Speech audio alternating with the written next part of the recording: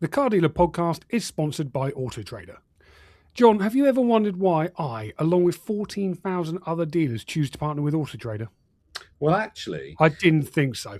I'll tell you anyway. With more than 84 million consumer visits every month, it connects us with more engaged car buyers and delivers more deals than anyone else in the UK.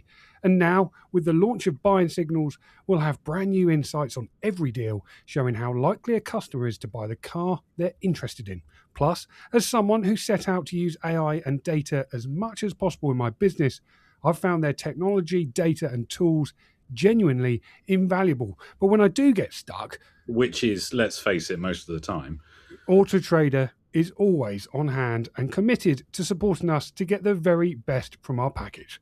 To find out how they can help you, visit trade.autotrader.co.uk.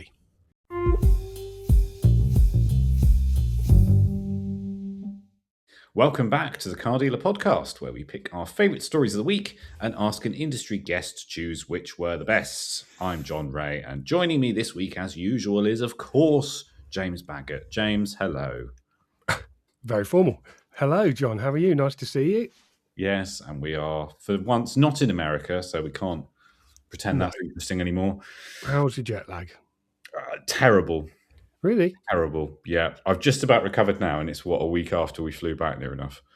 Yeah, it was an interesting trip, wasn't it? Lots of content to come from that, which we're busy working our way through. I've sort of hit the ground running this week on the content side, so looking forward to putting the videos out. First one's coming out on Sunday night, which is about the Rivian, which we talked at length about on the podcast last week. So I'm looking forward to putting that one out on the YouTube channel because I was very impressed with that car. Very impressed indeed.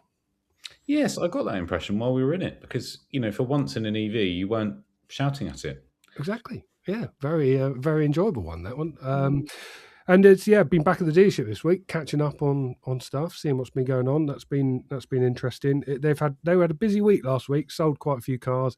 I've turned up, and the drought has begun again. So I think we've sold one this week.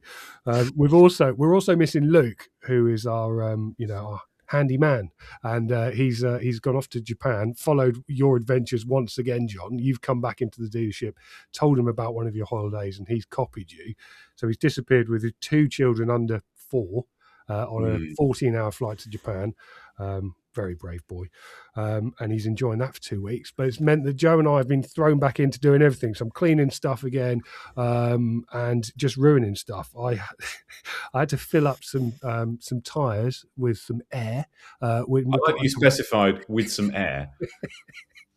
You know me and mechanics. And we've got a compressor in the dealership, which I haven't touched for quite some time because Luke normally does that. So I went over quite innocently, turned it on, went round, filled up the car's tyres, came back and realised it had pretty much covered that side of the dealership with oil. I think I'd left a valve open and it emptied. Honestly, the whole place was covered in compressor oil. So, he's going to come back. He's going to be quite upset. He's going to be quite upset. Oh. This is why they don't let you near things. This is the problem. You need to just stay as the buyer on your little auction websites. Can't even do that right, can I? Well, arguably no, given the stuff that's been coming back to you recently. But anyway. Yes, there's another story. Anyway, but yes, no, a little bit slower at the moment. A little bit slower. I've been chatting to a few people and in the trade, and they're saying it's pretty steady. So yeah, I mean it's a weird start to the year, I think, for the motor trade. It's not been as great guns as many people thought it was going to be, but I don't know. Depends what market you're in, I think. I know it's a cliche as well, but I wonder if the weather doesn't help because, I mean, we wouldn't know this because we've been in 30-degree weather and it's been lovely. But it's been so horrible here, isn't it? You just feel like people aren't going out and buying, standing out in a wet car park looking at damp metal. It's just not an appealing prospect, is it? And we do love blaming something else when you're a dealer for the reason for you're quiet. So in the summer, it's obviously because it's hot and people are at the beach. In the winter, it's because it's cold and people are staying home. So, I mean, it's any wonder that anybody buys any cars, really. Yeah.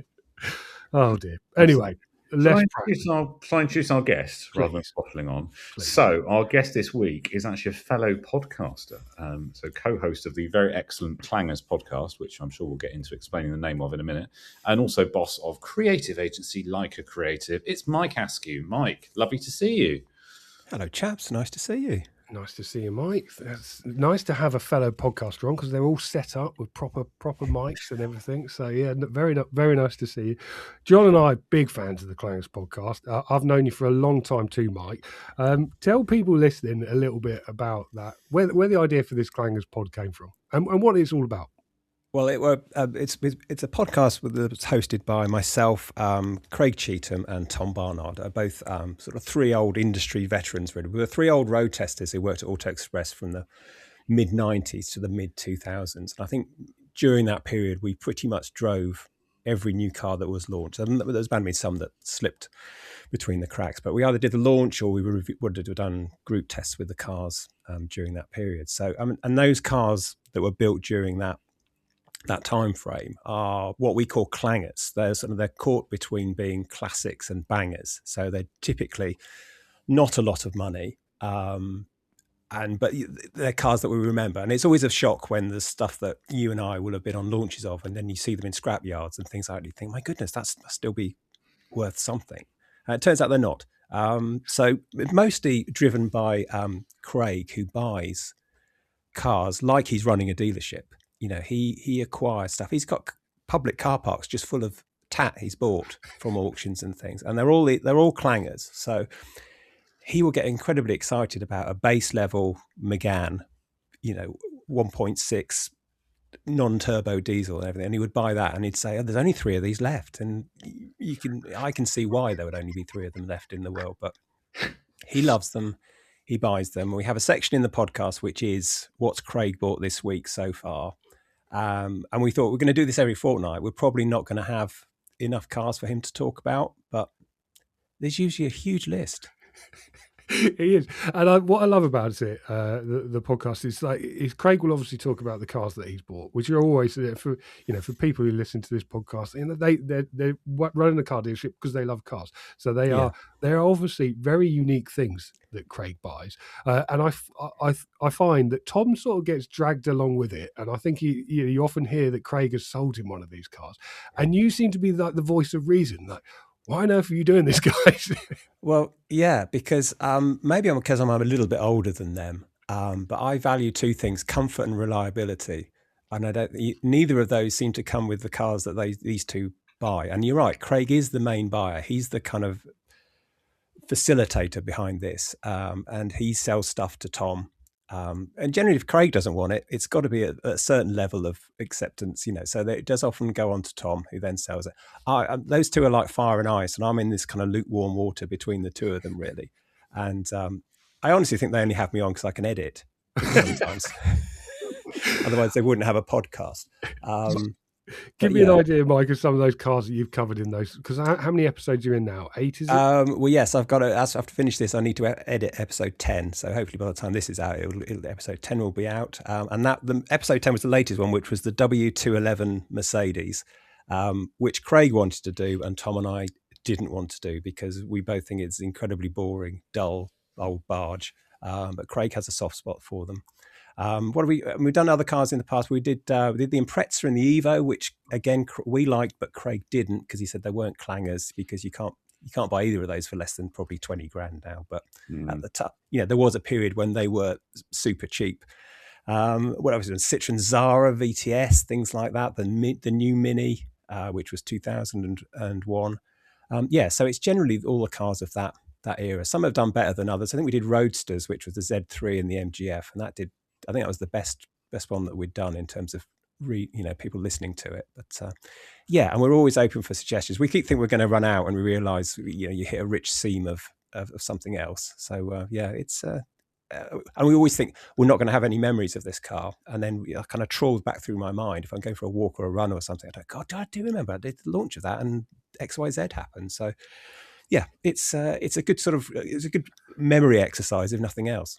Yeah, no, I do enjoy it. I especially enjoyed the Subaru and the Evo one, because I had fond memories of those cars when I was on the magazine myself. Yeah. I mean, they were really important cars, weren't they? And I sort of remember being lent one of them by the road test team for my birthday. I was lent us the Impreza, and I just had the best weekend of my life. I mean, I was 21 years old driving an Impreza around, just thinking I was the bee's knees. They were special cars, but we've been struggling to buy those in the auctions, John, haven't we? We've been trying to find them in the Japanese auctions. Really? Yeah, there's loads of them available, but you can't win them for. Well, do you know what? There's not loads of them available. I think that's part of the problem. I think everyone's either bought them and exported them, or in Japan they're sort of becoming a bit more rare and a bit more sought after now. So Where did they all go then? Did they end up in hedges, in ditches, and things? I think they probably did. Possibly, yeah, off the side of a Japanese mountain, possibly. I sort of agree they're not clangers, I have to admit. Yeah, I know. We did kind of stretch there. I think we just had so many stories about it. I think that's the thing. You often end up with lots of stories and they're not technically a clanger, or they are a clanger and neither of us can remember it because they were just so dull. But yeah.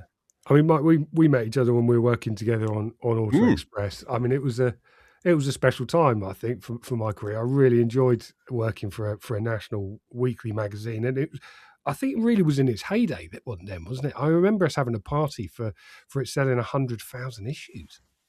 Yeah, in a week. I mean, you managed that in a year now, but this was when it was weekly. And I mean, there were a couple of great things about it. I mean, certainly in the early days, and I'm talking about the sort of mid-90s when I sort of started there, it was pre-internet, which makes me sound like an absolute dinosaur, but it was brilliant because you could go on a launch, come back, and then someone would agree, well, we want half a page for this, and you'd have a week to write it, and it was brilliant. And now when I go to do a launch, the poor souls on there, they've got to do 3 social cuts by midday, and then they've got to file the story, have it up on the CMS and everything by 5 o'clock. So they're back in their rooms. And I mean, in my era, if you had to turn the copy around within a week, it was a tight deadline. So yeah, I mean, and back then, I think manufacturers had quite a bit more budget. You and I have both been on events where you look back and you think, my God, how much must that have cost per head?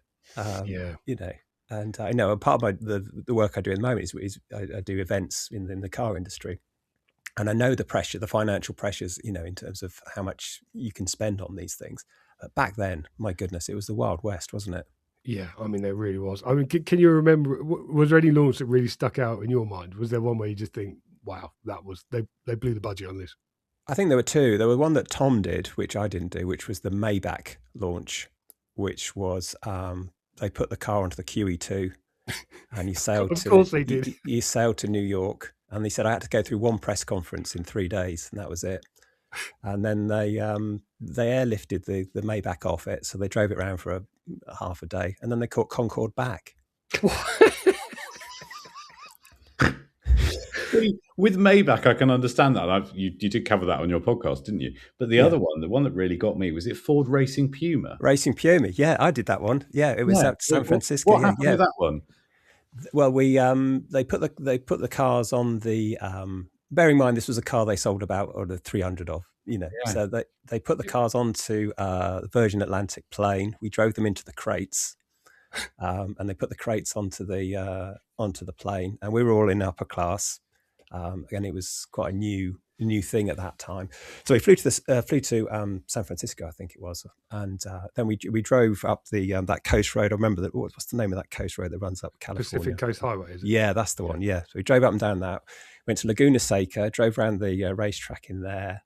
I mean, the hotels were just all amazing. I think we were out there for 3 or 4 days.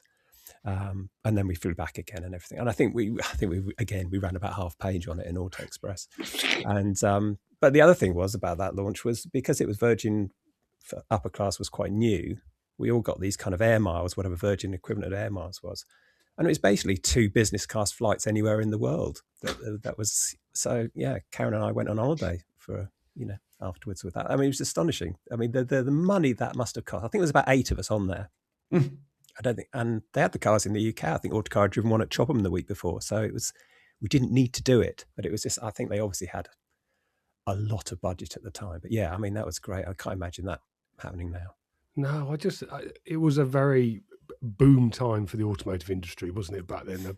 The reason that Auto Express was selling so many magazines is because there was a lot of cars being sold, wasn't it? Yeah, it was. It I mean, was. I And the should internet. say, just for the listeners, I think, am I right in thinking, Mike, you, Craig, and Tom were all on the road test team, and James at this time was reviewing screen wash and wipers. Is that correct? James was reviewing screen wash and windscreen wipers, and also having to deal with people who were complaining to say that the gearbox had fallen out of their Megane. Can you sort out the watchdog section, which I know James loved very much. Yeah, oh my word! Because the thing is, this was in the days of sort of towards the tail end of this. We're really dating this now. Towards the tail end of faxes. So it's to come in and there's like the fax machine just firing out all of these letters from very angry customers who bought an MG ZS or whatever it was, and the gearbox had blown up, and there was me having to ring up the press office and say, another one of your cars is broken. What are you going to do about it? And it was very awkward conversations, many awkward conversations. Yeah, what a joy that job was, Mike. What a joy. Let's talk, Mike, a little bit how you got into journalism then. I mean, did you train as a journalist? No, I'm not a journalist. I still don't count myself as I'm a kind of maybe a reviews writer or something, because I trained as a graphic designer at university. That's what I studied. And I started off working in graphic design, and I got a sort of sideline going to report on races and rallies, because motorsport was my kind of passion, really. So I did that for a magazine called Motoring News, which is now called Motorsport News, even if it's still going. And then I worked at other car magazines, but I was definitely a designer there, and I just got sent on a launch because I was interested in cars, and someone obviously thought I could string a sentence together. So I did a couple more launches, and then I moved to Auto Express, where I wasn't a designer, I was a writer. So that's kind of when I parked the design stuff. And I worked for Dennis. I worked for Auto Express road tester for about 10, 12 years, something like that. Launched a magazine called Test Drive, which was an unmitigated disaster, got fired. And then I went back to being a designer again. So I started to work for the car industry as a creative agency, looking after launches and press packs and press releases and images and all that kind of stuff. So so that's kind of in a nutshell how I ended up doing what I'm doing now. And a claim to fame, you designed the logo for Car Dealer magazine, which we still use 18 and a half years later. First issue of the magazine, the cover and the logo designed by Mr. Mike Askew. I didn't know that. There you go. I should have some sort of. I should have had some sort of commission, shouldn't I? Some sort of percentage. Trademark now. It's trademark logo now. It reminds me. It reminds me of the story of Star Wars, when all the actors were doing Star Wars, and they got basically said that they didn't have any money, so they said, "Look, we'll either pay you your daily fee, or we can give you a percentage of the rights of the royalties when it comes out." So all the actors got offered this, and they'd all sat through the rushes and watched the sort of. I think they'd seen the first version of Star Wars, but without any of the special effects. And that George Lucas had cut sort of World War II fighters in instead of the sort of where all the spaceships were going to be. And I think to a man, everybody had watched that film and thought, this is going to be an absolute dud. I'm going to take the $200 for my, my acting fee. And some of them took percentages, and those percentages are worth millions. Can you imagine how much they were worth? So yeah. Not quite the same with Car Dealer magazine. I'm sure it would have been the same if I'd negotiated a deal with you for the logo for Car Dealer magazine. But I probably didn't even invoice you, because I'm the world's worst invoicer. I'm the world's worst. I think we did some Christmas cards for you one year, and you said, and I did them for them the next year, and I said, "How much can I charge you?" You said, "Charge me the same as what you charged me last year." And when I look back at the accounts, I hadn't. I hadn't even billed you for them. So yeah. The best kind of supplier. Yeah, exactly. No wonder you wanted to use me. Yeah, exactly. Well, you're on both sides of the fence now, aren't you? A little bit. You're looking after sort of the PR side for some operations, and you're still doing some. Well, I'm using inverted commas, some journalism. Which bit do you prefer? I don't think my employers will be listening, but I kind of prefer I do enjoy doing the events and the PR side of it. It comes with a different set of pressures, as you can imagine. So that there is a sense of satisfaction in terms of planning an event, carrying out an event, having just guests turn up, and then write about the stuff and everything. There's a start, a finish, and an end to that. The stuff I work for electrifying as well, which is a electric car website, and that's nice. It's slight bit of nostalgia about it because you kind of remember how it used to be. So it's weird because I did events for kind of 10 years planning them. And then when I started back with electrifying, I wanted to help them out for a bit. When they launched, I started to go on launches, and I suddenly had this sort of worry of when you're landing at an airport thinking, I've got to corral all the journalists, make sure they're in the minibus. And I thought, no, I'm the guest. This is great. So it's been nice. It's nice doing that. It's nice, doing things like running a long termer and writing stories and things. That's kind of ticks that box. But yeah, it is weird working for both of them, and occasionally, the two end up clashing. You end up having to write a news story about one of your clients, and that's when it gets a little bit tricky. But there's nothing that can't be navigated. No, it can be a challenge, that. So I mean, when it comes to electric vehicles, then we talk about them a lot on this podcast, as you can imagine. I mean, what's your take on how that market is maturing?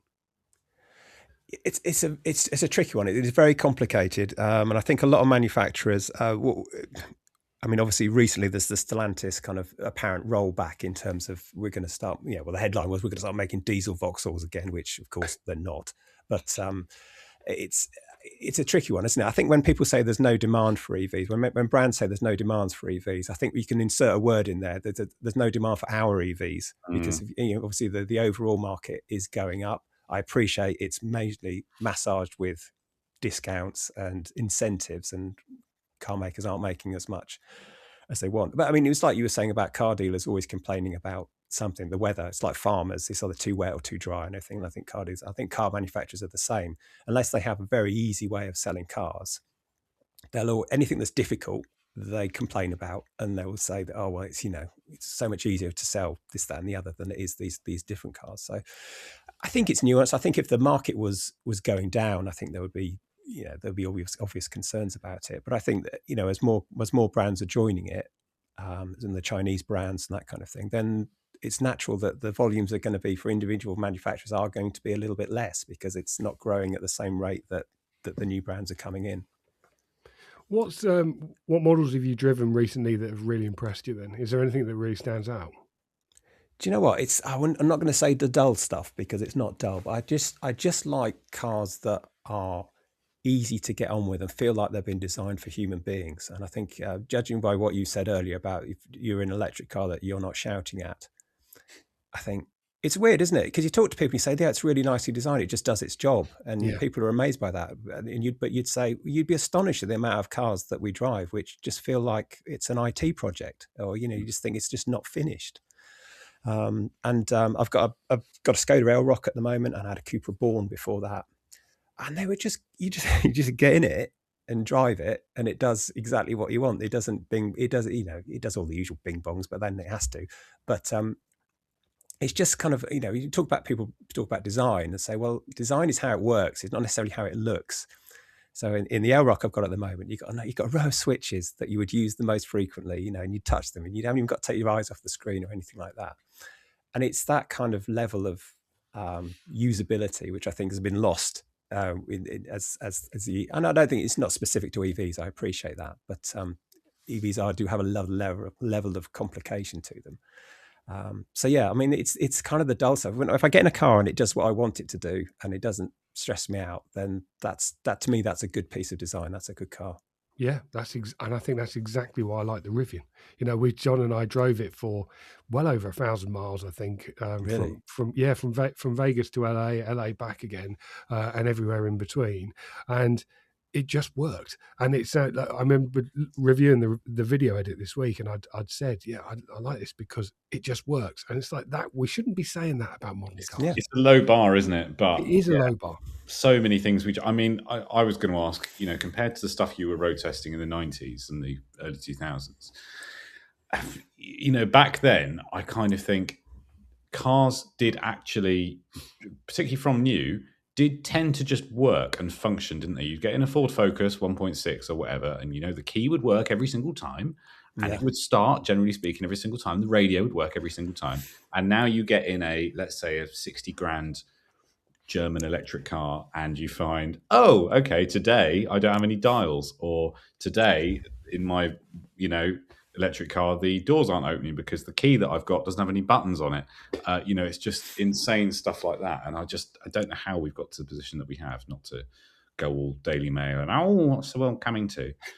But No, it is sad how we've got to this point, I think. It is. I hired I hired a car from Inverness Airport, which was meant to do an event recce last week. And I always go for the cheapest because I'm paying my own bills. So I just go for Kia Picanto or similar, right? Whenever I hire a car. And I got that. I got an MG ZS hybrid, plug-in hybrid. So that was a win on the car hire lottery, obviously. But I must have sat in that car park for half an hour trying to get it to connect to my phone, to get it to, to work out how I could turn the Radio 3 down. And it's a brand new car. It had 120 miles on it, and it had a USB-A port, and that's the data port. It didn't have wireless CarPlay. It had wired CarPlay, but it had it through USB. I haven't had a USB-A cable for 2 years, so I had to go and navigate to the nearest Currys to go and buy one. And even then, navigating that infotainment system was just, just make it easier. It's not difficult. But when do you think peak car was then? I mean, that's just we've talked about this before, John, haven't we? Like I sort of think it's around. I would say just before the emissions scandal. I would say like 20. What would that be? 2017, 2015. 2015, maybe. Yeah. I mean, what would you think, Mike? When were the cars perfect? Wow. Or have they ever say been? that? I don't think they've ever been. I think there's always been a challenge. And John, you were talking about those cars when we were driving that they were easy to get on with. I don't know if either of you remember when the PSA, as it was, so Peugeot and Citroën, had those keypads that you had to type in a code to drive it. Yeah, like the Xantia. And like an anti-theft thing. So yeah. And we'd always think, and certainly at Auto Express, we had 2 or 3 like PSA cars on long-term loan. Could you remember them? So you'd get in this thing trying to move it and you think, oh, what is that? And then if you typed it in 3 times, you had to wait 15 minutes or something for it to. So there's always been frustrations, I think. I'm nowhere near what the cars are now. But yeah, I don't know when peak is. I think for EVs, it might have been, because I've just sold my i3, which I miss a lot already. It's been gone 3 weeks. But that was kind of peak. It had iDrive, so you didn't have to touch a screen or anything. It didn't have any lane keep assist. It didn't have, and I do sound like an old bastard now, but yeah, it was a beautiful car. And I don't think I've driven an EV since my i3 that has as nice a steering, throttle, brake. The calibration on that car is fantastic. And I think, you just get into stuff now and just think, well, this is overcomplicated. Maybe stuff will settle down. It's always new tech. It always takes a while to kind of bed in, but you kind of think they'll probably just invent something else in between that makes them. Big fan of the i3. Big fan of the i3. Yeah, I look for those for the dealership quite often. We sell a few electric cars, and they haven't sort of reached my price level just yet. Mike, give me an idea. This is the worst question for anybody who writes about cars, but okay. What's your favourite car? What's the best car you've ever driven? I know it's a terrible one, but I love asking it. What's the best car I've ever driven? I think one of the best cars to own, which was probably conversely the worst car to drive, was I loved the Smart 4.2, what was the City Coupe, which I bought. It's the first car I've ever bought new.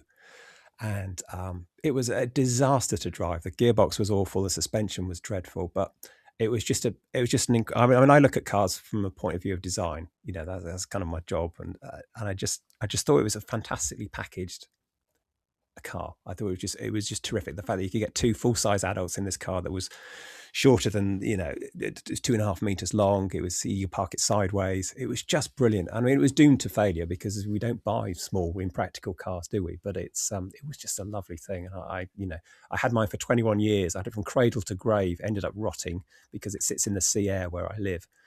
So that had to go. But that's that. If I was to sort of think if that was what I would like, it's one of those. I mean, I know it's not very exotic or anything like that, but no, I love a Smart. I've got a lot of affection for those. First car I sold at the Clever Car Collection was a Smart car. So, really?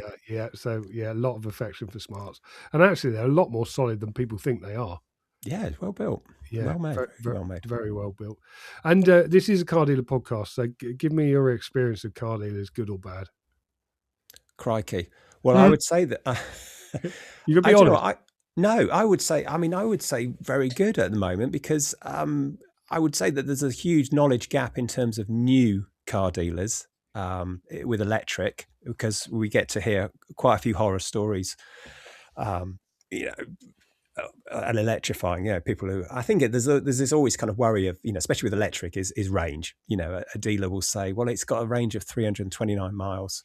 And we had an email from somebody this week saying that the dealer said it won't do anywhere near that in the first 2 weeks while it calibrates itself, but after that it will be fine. And that's just literally to kind of fob you off for the first 2 weeks, so you don't come back and say it's doing 160 instead of 320. So I think there's a big learning curve. And I think brands have looked at how they can fix that, because I know Volkswagen Group looked at the agency model and think, well, that's the way to do it, because we can control the flow of information better that way. But that's been ditched as well. So I'm not sure. Maybe it will get better over time. But certainly the new and electric stuff, it seems to be a gap in there. Used wise, do you know what? I've always had good experiences. When I sold my i3, I sold it through Motorway, and the dealer was in Horsham. Called me exactly when he was going to call me. Sent the bloke to collect it. Couldn't have been any nicer. Really nice chap. Money was there. It was done. I mean, so I bought a couple of used cars from dealers, and I've always been, that's where the kind of think the gap in reputation is. The people who are worried think that's going to be the disaster. And I think I've been more disappointed with main dealers than I have with little independent, used dealers. Yeah, I find that those smaller dealers, because they're owner operators a lot of the time, they're a lot more passionate, aren't they? And am I right in thinking you had one? I can't remember what it's called. It's the Renault, isn't it? Was it a Twizy? Did you? I had a Twizy. Yeah, I did have a Twizy. Yeah, I had. It was the end of a financial year, and my accountant said. It was either put the car on the QE2 or buy a Twizy. Yeah. It was like you're on the hook for, I think it was like $8,000 corporation tax. And she said, anything you need? Do you need any computers or anything like that? We can just offset against tax. I said, no, my computer's fine. Don't need anything else. And then it sort of dawned on me, hang on, a Twizy's about $8,000. And at that point, and it still is, it's 100% offsettable against tax for an EV. So I bought one. I called it Renault London West about 2 days before Christmas. And I said, I'd like to buy a Twizy, but here's the snag. I need to have bought it and paid for it tomorrow, because that's my end of my financial year, is the end of December. So yeah, we did the deal over the phone. And I went into that with my eyes completely closed, because I didn't realize that I was going to get stiff for 40 quid a month battery rental. I thought I bought this car and this is mine now. I own all of this. But no, you didn't. You didn't own the battery. So yeah. And how many miles did you put on it? About 1,500 in about 2 years. Yeah. But I couldn't get rid of it, because you had to, the way it worked with Renault at the time is you had to find someone else to take the battery lease off your hands and have all the paperwork done before you sold the car. I mean, that's impossible. Nobody's going to do that. I think it's still the case, isn't it? Yeah, I think they changed it. You could buy the battery, but it was a ridiculous price. It was like $2,500, $3,000, for a 17 kilowatt hour battery. It was ridiculous amount of money. But yeah, the only way around it was a dealership. I found a dealer who wanted one to go and run parts from one side of the dealership to the other. He was obsessed with it. Presumably, very small parts. Yeah, nuts and bolts, I think mostly. But he said he'd only take it off my hands if I bought something off him. So I had to buy an MX-5 as the only thing that was on this forecourt, which I remotely fancied, which I then ran for a summer and then sold. But yeah, that was the deal. And I think I paid $7.5 for the Twizy, and he took it off my hands for $2.5. So they're worth a fortune now. In the pandemic, they went up to like $10,000, didn't they? Did they? Twizzies. I'd actually quite like a Twizy, to be fair. It would be perfect for my commute. Yeah, I thought that, but then I work from home. Then you had to drive it.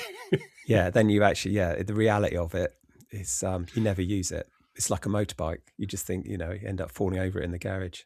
It's, unless you make a point of using it, which I didn't. So yeah, listen, I lose so much money on cars. I really do. I mean, I buy cars new or nearly new and then lose a fortune and then give them away for a fraction of what. I mean, when I died, I think the SMMT are going to have me stuffed and put in a display cabinet, because I've kept the car industry going for so long. Oh, yeah, that's a way to be remembered, Mike. Thank you for coming on. Thank you for sticking around for our stories. But for those people listening, this is plug time. Where do they find the Clangers Pod?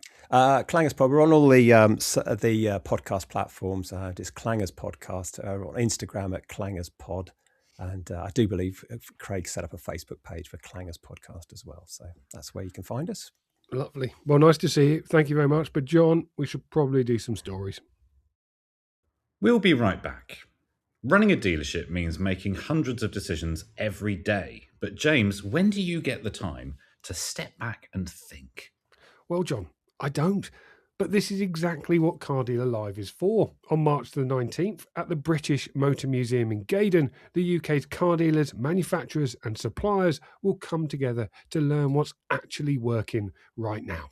You'll hear from dealers who've built great businesses and exclusive research from headline sponsors Auto Trader, as well as Google, Motorway, Cox Automotive, Keyloop and Impel. We'll be tackling the big questions like how buyers are really using AI, what Chinese challenger brands mean for your forecourt, and how the best dealers are growing faster than anyone else. Maybe you'll actually learn something, James. Bit rude, John, but you're probably right. Car Dealer Live is sponsored by Auto Trader and takes place on March the 19th at the British Motor Museum. Tickets are available now at cardealerlive.co.uk. Now, a quick word from one of our sponsors. Attention Car Dealer podcast listeners. Do you want a better, quicker, more profitable way of trading out of your part exchanges or overage stock?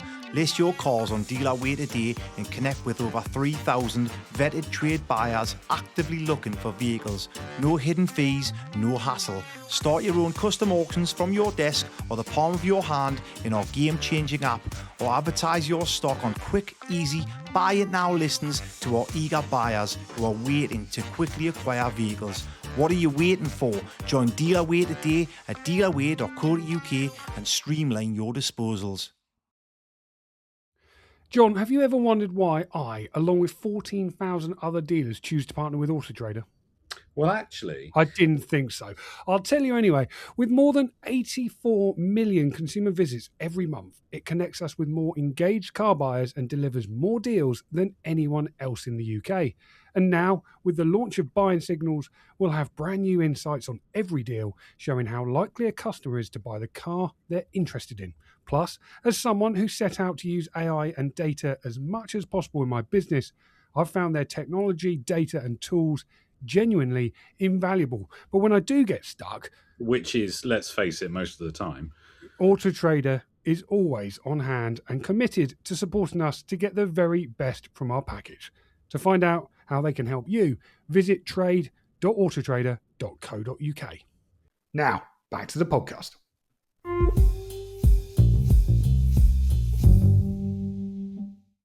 So James and I are going to run through our favourite stories of the week, and at the end, Mike gets to decide which one of us chose the best ones and who is the winner. James won last week, my script says, so off you go. I did 3-2 for the record, John. Right, let me pick my first story, and I would like to go with news that last year there were a number of complaints about the used car industry. There were seven. This is news to me, James. This is a report from the Motor Ombudsman that have put out their report on the number of complaints that they dealt with last year. So they stepped in to 18,570 cases. Now, bear in mind, there were 7.8 million used car transactions last year. So this is a very small percentage of the market. But I just looked into it in a little bit more detail into exactly what these complaints were. So I pulled up the report and found that the top 10 drivers of those used car disputes. Do you want to have a guess at what was number one, John? Flat tyre. I mean, tyres were on there, and yeah, that was number 6. But no, it wasn't. Number 6. No, the biggest complaints last year weren't anything to do with mechanical. They weren't mechanical disputes whatsoever. It was customer service. So 40% of the complaints they dealt with were to do with things like incorrect mileage, warranty coverage differing after purchase, retailers not responding to the complaints when these consumers put them in, and failure, even stuff like failure to disclose stolen vehicles. So yeah, customer service number one. Just failure to disclose. If you had disclosed it was a stolen vehicle, would that be an all right bit of customer service then? It is stolen, but to let you know. Let's gloss over that one. In second place was engine complaints, with 35% of the complaints lodged, and then in third place, vehicle exterior, with 5% of complaints. They didn't like the way it looked, or no, that was because they didn't like the rusty wings that they found, or the wheel arch and door panels detaching. I mean, that is a bit of a problem, isn't it? If the wheels come off, it sounds like a smart car thing, really.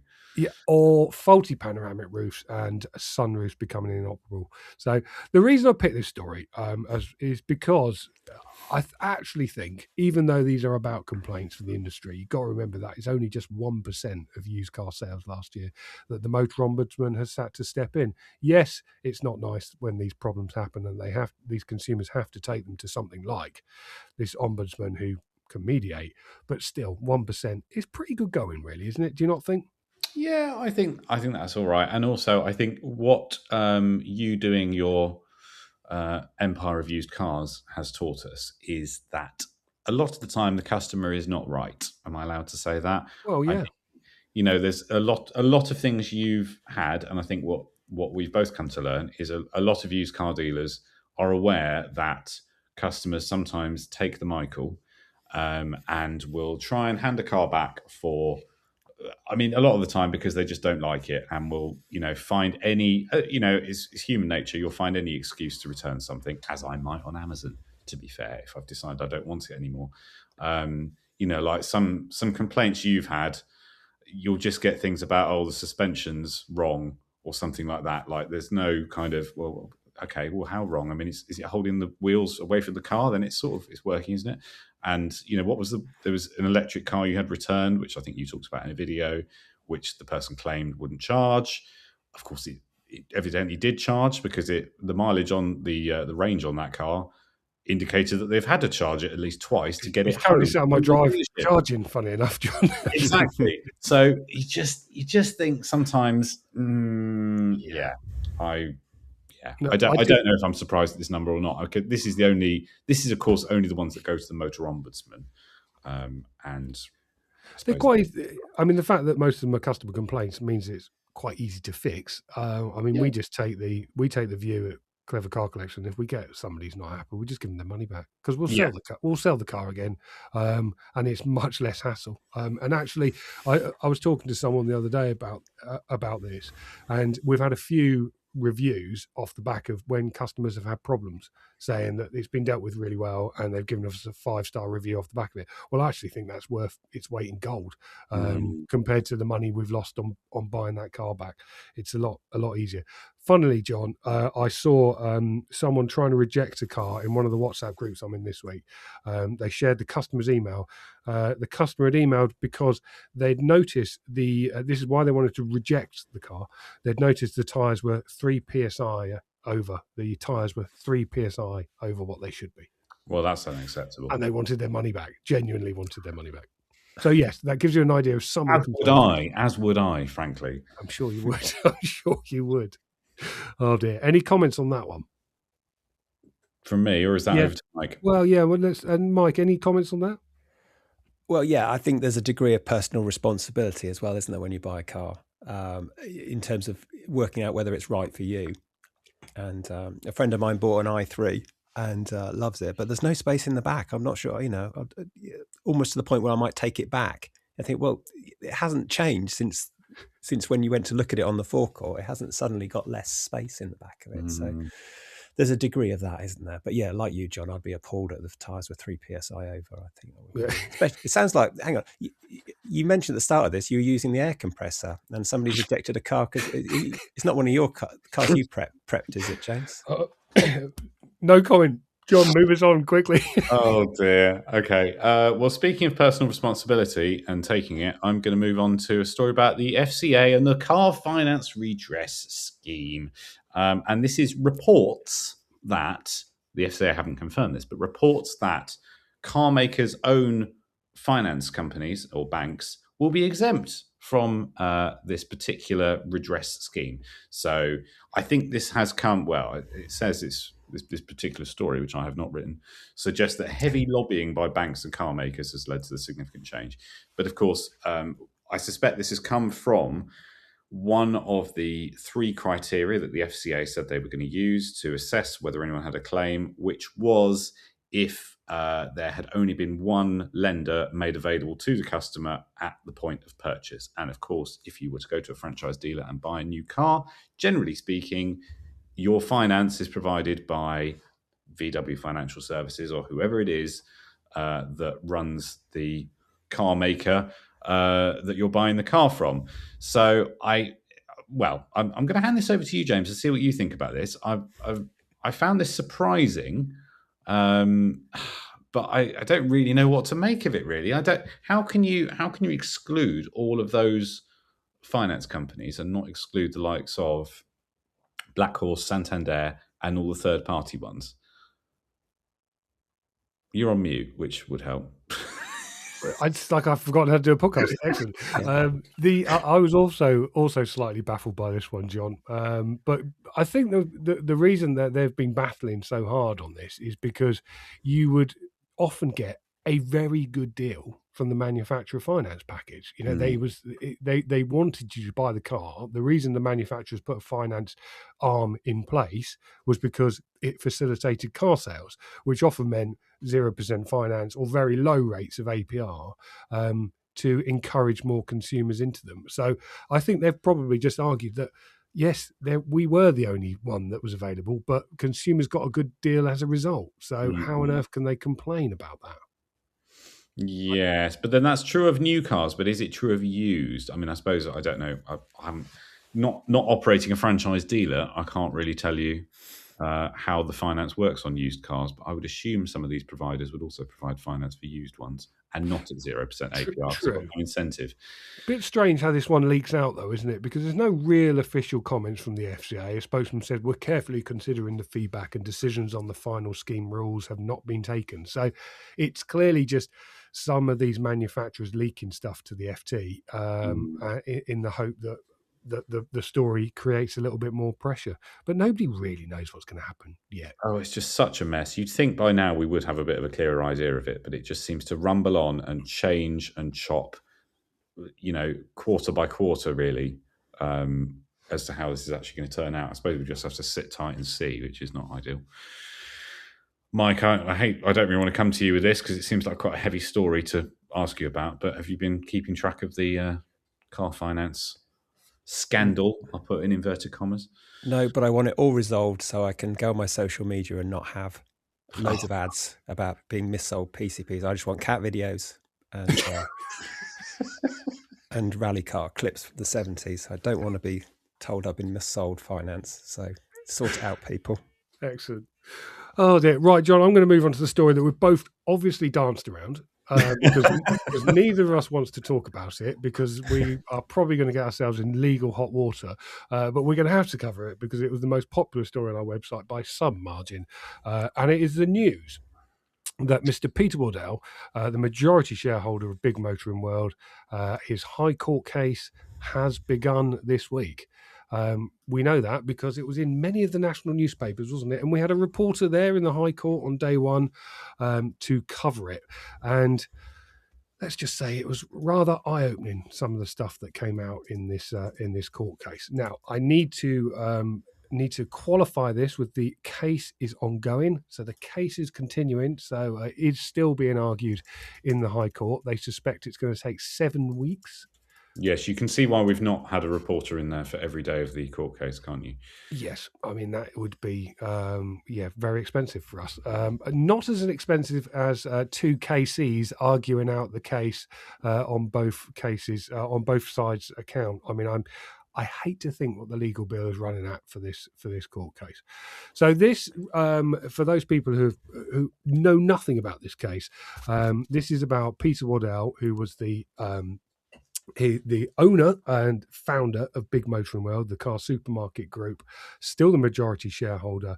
He was removed from his post as CEO 2 years after selling a shareholding in the business to Freshstream, which are a venture capitalist firm. He is arguing that he was dismissed unfairly. I think it is probably the best way of summarising it, John. And they are suggesting that he wasn't. Now, there's been a number of very outlandish claims that have come out in the court from both sides.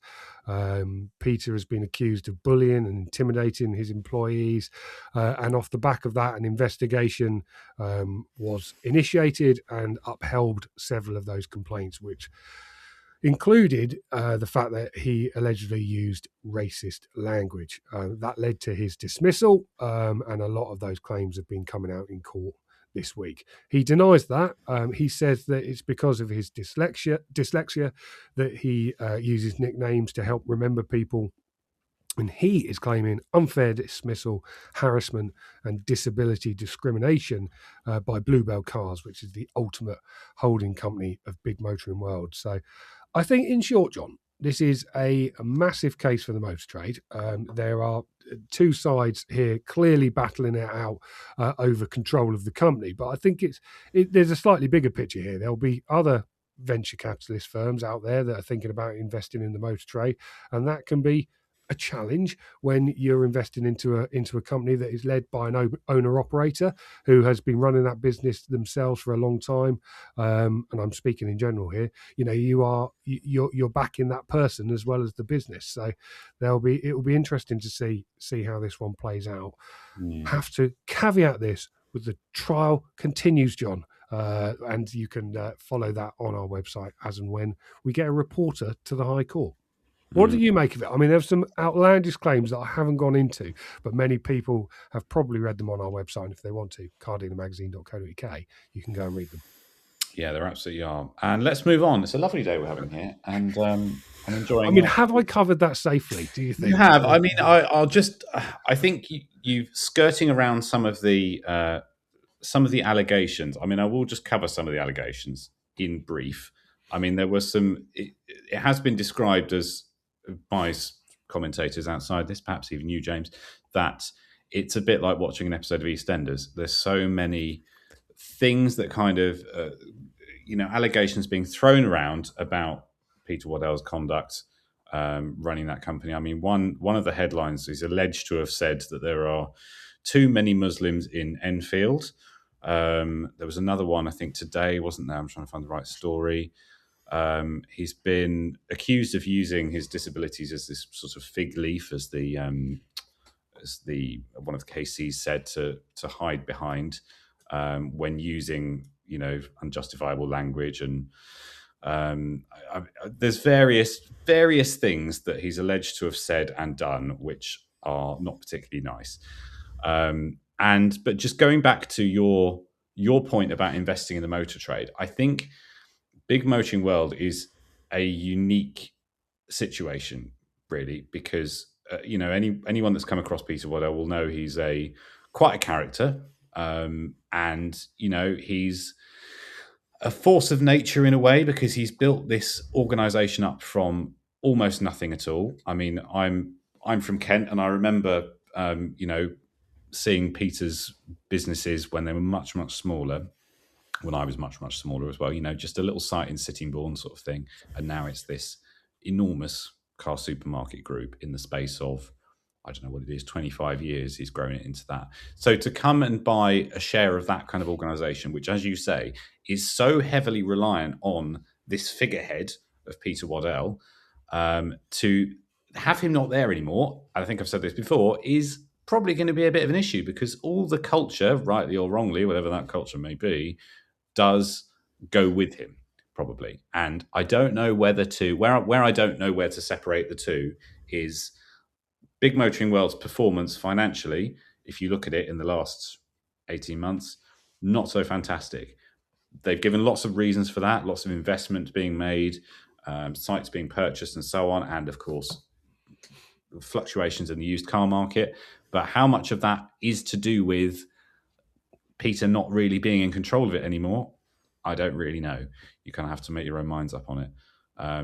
My final point on this is I know Peter has brought this case to Peter is bringing this case to court. It's his action against big, Bluebell cars, Big Motoring World, whatever. But I don't think. I just hope he doesn't live to regret bringing it into action, because, as you say, number one, it's going to cost a huge amount of money. That's a fair thing to say for any court case in the High Court like this. And I don't think he's going to come off particularly well from it, financially or otherwise.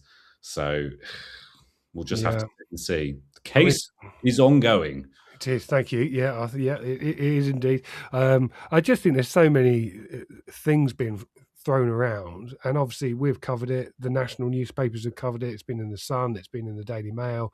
It's been in other national newspapers. There's a lot of interest here about how a business owner who built a £200 million business, his claims, has been taken over by an investment company, and how he claims that it was a coup, and that was the business has been in his quote stolen from him. So it's a fascinating one to watch, and I can see why the Motor Trade are glued to the website reading the stories, because it is like I said in my Substack, it is like an episode of EastEnders. It is certainly like a soap opera. So, Mike, I don't know, you've probably not followed this case, but have you seen any of it when you've just looked at the website? This maybe in advance of this podcast. I mean, the stories do catch your eye, don't they? Well, I'm glad you've given me a sort of version of what's going on there. But it does. It's hard to comment on stuff like that when you don't know all the facts and everything. But it does sound quite. You've certainly brought the tone of the podcast down with this. Yeah, excellent. Yeah, I mean, I think we've probably all just about stayed legal there. So excellent. Yes, do go and read the stories on the Car Dealer website, where we have written them in a very exacting way, so as not to be held in contempt of court. But full of details. Well, thank you, John, for letting me cover that one. But over to you. Anytime. Who shall I talk about now? I think I will talk about Polestar, actually, because conveniently you've covered this sort of in your Substack, which I know you like me to plug so that you get a bit more money, James. Thanks, John. Sorry, we as a company get more money. You mean the hard work that I put in at 5 a.m. this morning is actually worth it? Yes. Thank you. That's the one. Yeah. But Polestar I'm going to talk about briefly, and their boss hailing this time as the renaissance of dealers, as the brand unveils biggest product push yet. And I mean, that's, it's a nice headline, renaissance of the dealers, but it's telling that it comes from Polestar, which for a long time was very adamant. Well, initially it was adamant it wasn't going to have any dealers. Am I correct in saying that, James? It was just going to do direct to consumer, much like Tesla and lots of other tech-oriented businesses like to do. And they have pivoted relatively recently to physical retail. And evidently, I think it's the UK has really been the pioneer. I mean, it sounds funny to say we've been pioneering the idea of physical dealers as though it's this brand new thing, but it's been pioneering it for Polestar. And as I understand it, the boss, Michael... No, come on. I'll be waiting for you to say Loscheller. Sorry, Michael. Sorry. It's very early in the morning here.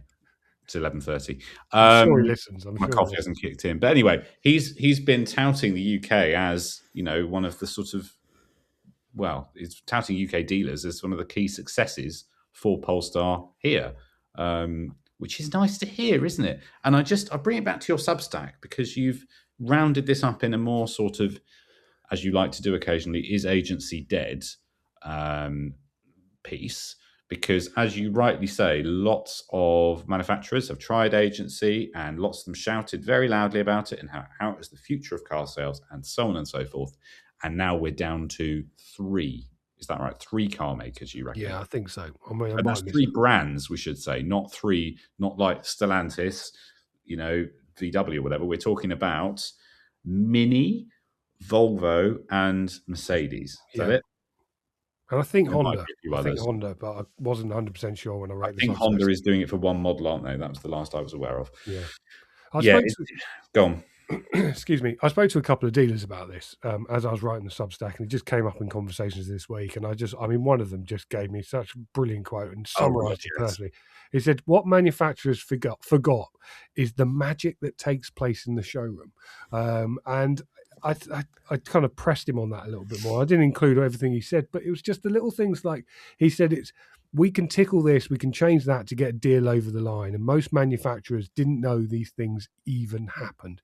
And it is true. There's a lot of stuff. It's like, well, actually, I can give you a little bit more for your part exchange here if you do this over here. It's about the moving the pieces of the deal around to get those deals over the line. You can't do that online.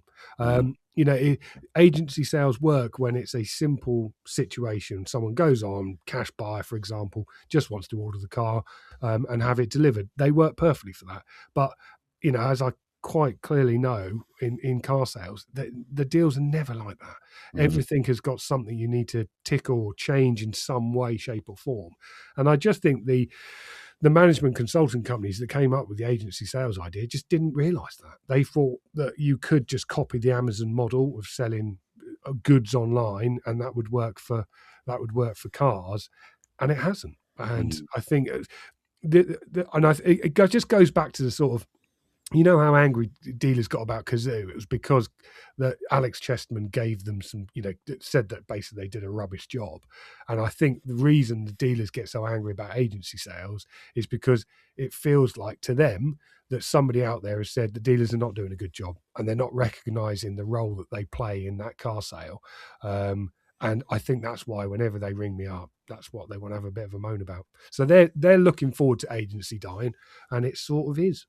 And I just think, even aside from all the rhetoric on it, car manufacturers seem to have this moment where they forgot that they were manufacturers. That was their job. Their job is to make sure that their factories are efficient and they're churning out the right number of cars to pay the right number of employees to come in the right number of days in a year and order the right number of bars of steel in to melt into doors and so on and so forth. Like, when you get into the actual dealing of selling cars and or selling any product and having inventory that sits around for a long time, getting dated and depreciating, you get into a whole other world of pain. And it's so much easier to just give it over to someone else so that they can just deal with it. Why does Indesit sell washing machines to Currys to sell however they see fit rather than trying to do it themselves? It's because it's not a nightmare. It's not unique to cars, I don't think. And I can't think of many.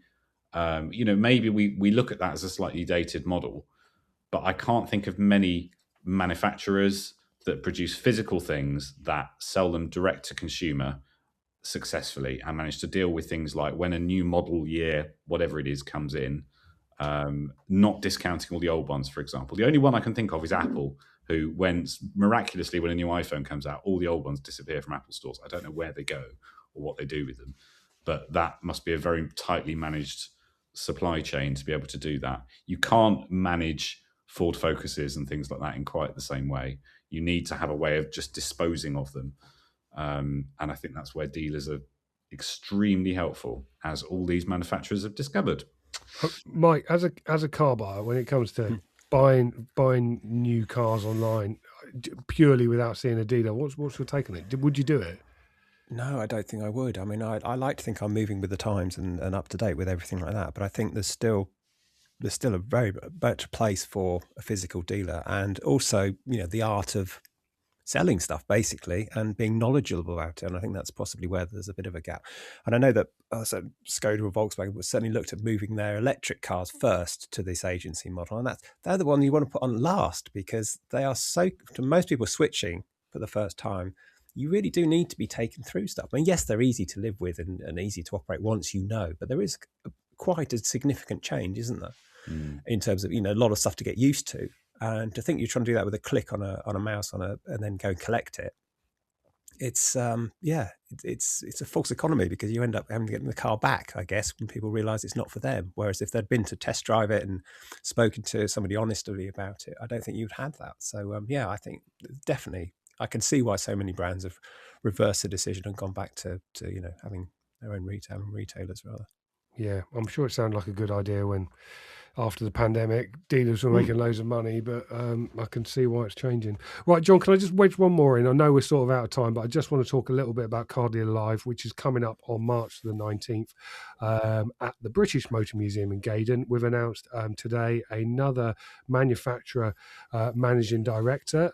It's Lorraine Bishton, who is in charge of Subaru and Xpeng.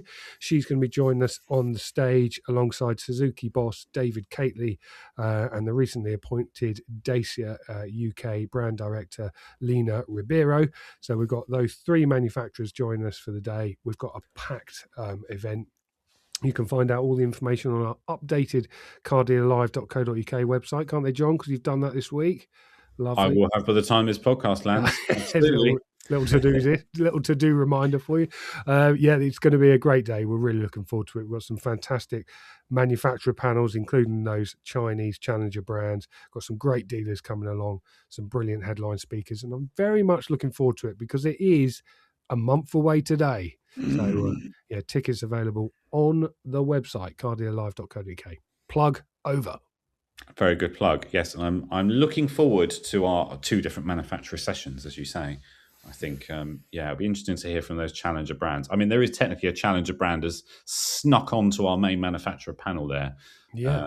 But we've got great representation this year from the manufacturers, haven't we? I mean, we've got Peugeot's Nicola Dobson as one of our headline interviews, and then there's 4 manufacturers on the challenger brand panels and 3 on the manufacturer panels. So lots of interesting people who will be able to give their take on what's happening this year. So yeah, very much looking forward to it. We'll come around very quickly. Lovely. Speaking of coming around quickly, the end of the podcast is here. So very nice, beautiful segue. Thank you. Yeah. I try. So, Mike, before I ask for your verdict, are there any stories you think we should have covered this week but we haven't? Aside from any particular headlines around minor royals, obviously, which has been quite big news this week. Well, no. Not least for Land Rover. If I'm not allowed to use that one, then no, I don't have any new ones anymore. So no, I think you've covered it most succinctly. Oh, you're very kind. I don't know how you managed to wedge the Royals into this story, but you did. I mean, into this podcast. I'm very good. Well, he was in a car, wasn't he? That's close enough for me. We've covered a lot of ground, haven't we? We have. So, are there any stories? Oh, sorry, no, I've just asked you that. I'm going to have to ask you. It's in my script twice. I'm going to have to ask you who chose the best stories, or what was your favourite story? Well, if I'm honest with you, lads, they're all a bit dry. But I'm glad we get an honest answer. I'm going to choose. Who's leading at the moment? Is it James? It's 3-2 to me. So okay. In the sense of fairness, I'm going to vote for John's Polestar story to make it 3-3. Then that's thanks. Very kind. I like to think it wasn't out of charity. It was actually because you're very interested in electric cars. That's what it was. Yeah, I mean, the other two, I didn't really understand what you're talking about, but I certainly knew what you were talking about with that one, so that's good. Absolutely fine. It's probably just James's accent, so I wouldn't worry. Could be. Yeah, could be. Lovely. Well, all that's left for me to say then is thank you to Mike for not just judging me the winner, but joining us today and talking about your Clangers podcast, which hopefully everyone will go and have a good listen to now and catch up on the... Well, it's about a dozen episodes. Well, 10 hopefully by the time this is published, isn't it? That's the plan. Yeah. Well, thanks for having me on. It's been a pleasure. Nice to see you. Don't be strangers. Thank you very much. Good to see you. Thanks for coming on and giving us your opinion. Very nice to see you. Absolutely. And we didn't even get to ask you about what James was like to work with in circa 2005, but we'll gloss over that. I'll just ask you after this. Thank you as well to James for giving your thoughts on Screenwash, and thank you for listening. We'll be back next week with another episode, so make sure you're subscribed so you can be notified when that goes live. If you want to check out the stories you mentioned today, take a look in the show notes below, or head to cardealermagazine.co.uk. And also don't forget to head to cardealerlive.co.uk and book your tickets for our event literally next month because they are selling out fast. Thanks for listening and goodbye.